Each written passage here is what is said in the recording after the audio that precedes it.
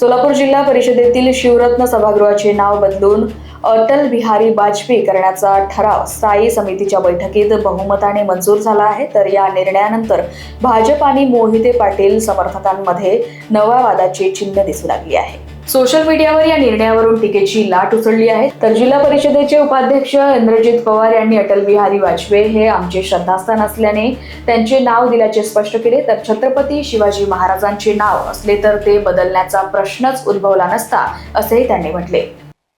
श्रद्धेय अटल बिहारी वाजपेयी साहेब यांचं नाव देण्याचा ठराव सर्वानुमते मंजूर झाला. सभागृह शिवरत्न या नावाने होतं.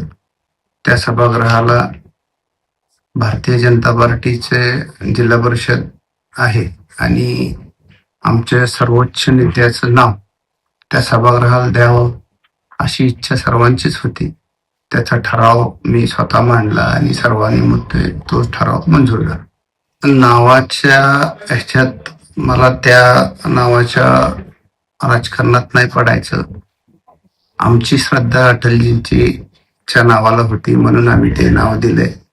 छत्रपती शिवाजी महाराजांचं नाव असतं तर येतं किंचितही कुणाच्या मनात ते आलं नसतं की ते नाव काढावं.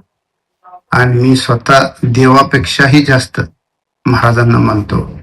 त्याच्यामुळे त्याच्यात केवळ राजकारण होतंय, बाकी काही नाही. Bureau report, Lokvahini media, Solapur.